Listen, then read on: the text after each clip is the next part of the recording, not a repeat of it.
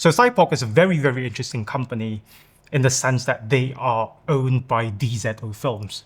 DZO makes very, very good cine lenses, actually industry-changing cine lenses. And recently, they decided to make photography lenses starting with the M mount for Leica. They started out with the 35mm Simera f1.4, followed up by the 28mm f1.4, which got better.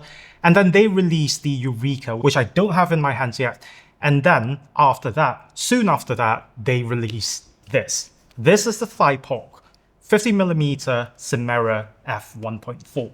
Full disclosure, Thypoch did send me the lens. I get to keep the lens, but no money changed hands. They are not seeing this video before publishing. They do not get to dictate what I say in this video. Right, now that's out of the way, let's get into the review. The lens comes in quite nice packaging, actually. It looks like a watch. So you get the lens and you get this square lens hood as well. First impressions, build quality. As per the older lenses, 28 and the 35, it is completely made out of metal. This is aluminium. I don't know. I suspect that the 28 has two versions, the aluminium and the brass version. I don't think Thypoch actually markets that. Correct me if I'm wrong, Thypoch, because my 28mm is heavier than the ones in the store that Joel Camera sells. By the way, this lens came from Thypoch via Joel Camera store here in Indonesia. So if you're in Indonesia, get in touch with them. They have the lenses available right now. So this is how the lens looks on the camera. This is a brass Leica M11, so the camera is quite heavy. As you can see, it doesn't droop forward. In fact, it is very well balanced. It keeps the center of gravity behind the lens so you don't get fatigued easily. Again, I suspect that there are two versions of this lens, one made out of brass and one made out of aluminium. Thypoch, could you confirm or deny? It's up to you. If you put the lens hood on, it still doesn't really droop forward. Yeah, it does a bit actually as soon as you put the lens hood on. One thing that you need to take note is that you need to pay attention to the orientation of how you put the lens hood on the lens itself. It's very easy to reverse the entire thing. You can end up like that, which is not good. So yeah. Just keep in mind where the hole is and then you attach it to the lens like so. The lens has a minimum aperture of f1.4. It goes all the way to f16. You buy this lens to basically shoot at f1.4, stopping down to probably just f2 or f2.8. Honestly, if you are going to shoot above f2, there are many other alternatives like the Eureka, which starts out at f2, and various other brands. The aperture ring is clicky, very well dampened. I know riveting stuff is it. But the interesting thing about this aperture ring is that you can declick it. It's great for when you're shooting video, but photography, keep it clicky. Focus through. It has a small indentation at 0.7, which allows you to get into close focus if you push it further. On the Leica rangefinders, you need to use live view or the video flags. On the SL cameras, you just can go ahead. One of the biggest changes that I like that Thypoch did to this lens was that they added a focus tab and removed the infinity lock. Thank you so much. Now Thypoch, please, please, please update all the lenses to 28 to 35.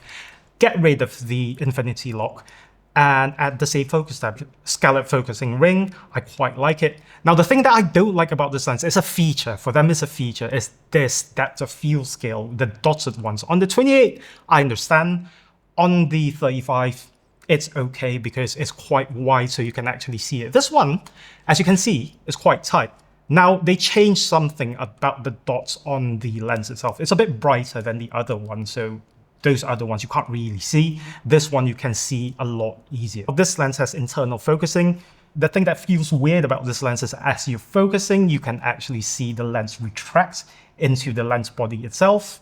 Another thing that I noticed about the focus ring is that the separation between 0.7 and 0.45 is further apart compared to the 28 and the 35. So yeah, that's very good for critical focus when you're close focusing, which is quite important actually. Another minor thing that I don't like about this lens is the 3 dots on the side of the lens, which shows you the orientation of the lens going into the camera. Sometimes it is hard to see, sometimes it's easy to miss. Right, we're here to talk about image quality. Now, it's very, very hard not to compare this to the Leica Summilux. but I don't have one on hand right now. I have the 50 lux, but I didn't take it out on my shoot yesterday. So I'm just going to show you what this lens is capable of. Now, I took this lens out to do a bit of street photography, did a bit of street portraits, most of them shot wide open, some of them stopped down, and take a look for yourself.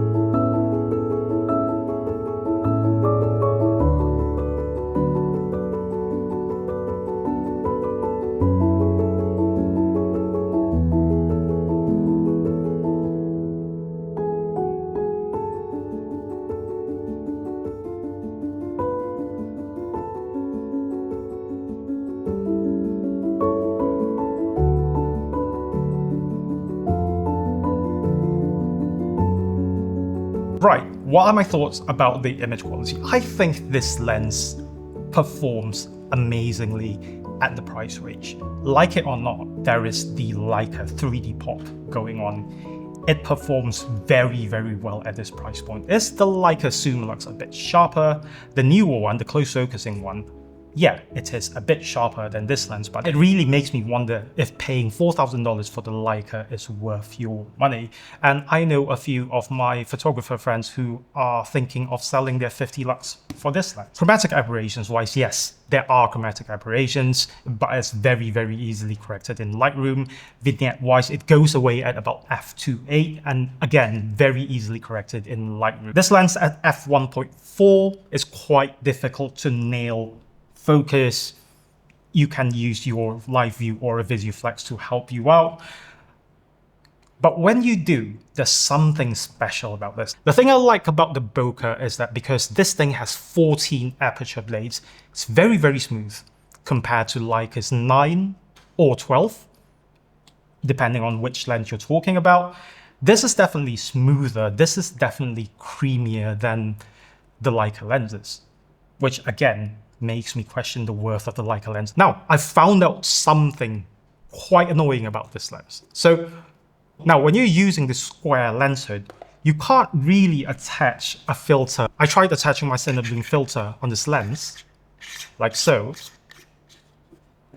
and you can't attach the hood anymore. This lens cap is a bit loose. It will fall out really easily. Now, I appreciate that Thypoch includes this lens hood in the box, which is quite well made. This is aluminium, but then it invades into your viewfinder quite a bit. So a smaller lens hood might be a bit nicer. So surprising performance at this price point. You might argue that the Voigtlander is also an alternative. Yes, but then if you include the lens hood, this is going to be a bit more expensive. The TT Artisan is about half the price of this lens, but then it doesn't perform anywhere close to this lens. Finally, I really like the fact that Thypoch is keeping design on the lenses across the Simera range the same. You can actually use this lens hood on the 28 and the 35. All the filter threads are 49mm, so you don't have to buy a bunch of accessories for them. Again, I wish they updated the 28 and the 35. I can't wait till they release more lenses. Please make a 90. I love my fast 90s. You don't have to make them f1.25, just make them f1.4. I'll be really happy. Right, that has been my thoughts on the Thypoch Simera f1.4 50mm. See you in the next one.